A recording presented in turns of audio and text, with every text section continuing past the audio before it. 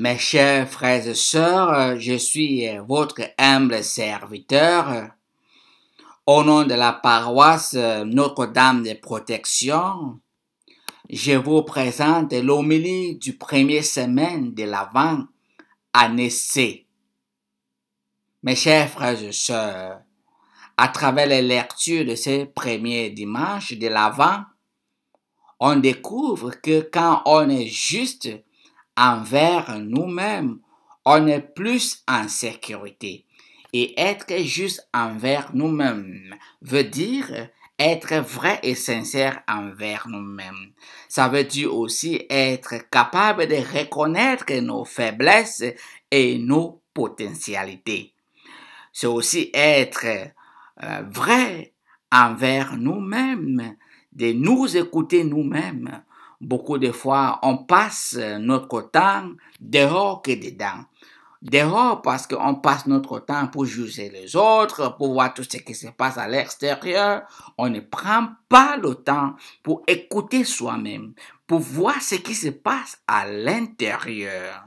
C'est pour cela que le psaume d'aujourd'hui nous aide quand le psaume nous dit « Seigneur, enseigne-moi tes voies. Fais-moi connaître ta route. Dirige-moi par ta vérité. Enseigne-moi, car tu es le Dieu qui me sauve. » Fin de citation. Pour nous dire que notre sécurité personnelle dépend de notre foi en Dieu. Dans notre première lecture d'aujourd'hui, Dieu dit, en ce jour-là, en ce temps-là, je ferai germer pour David un germe de justice et il exercera dans le pays le droit et la justice.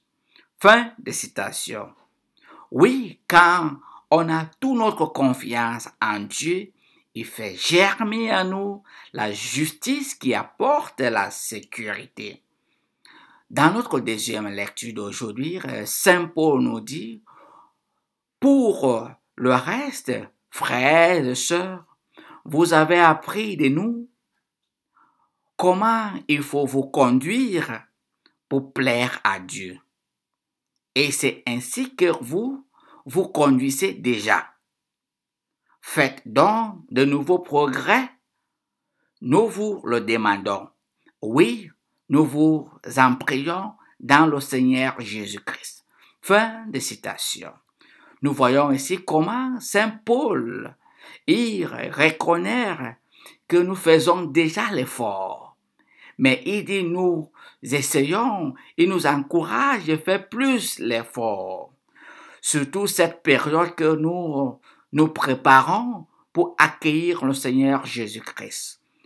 Et c'est cette période que l'Église nous demande de faire la charité, d'aller à la confession, de se préparer, de montrer l'amour. C'est une période qu'on partage les cadeaux, mais que ces cadeaux-là ne soient pas juste les cadeaux de maintenir les relations sociales. Mais ces cadeaux doivent être des cadeaux qui viennent à travers notre foi, notre amour en Dieu. On donne les cadeaux parce que nous sommes contents que le Seigneur Jésus vient à nouveau et que nous sommes prêts de l'accueillir et de faire ce qu'il veut et de suivre sa parole. Comme l'Évangile nous dit aujourd'hui, restez éveillés et priez en tout temps. Ainsi, vous aurez la force d'échapper à tout ce qui doit arriver et de vous tenir debout devant le Fils de l'homme. Fin de citation.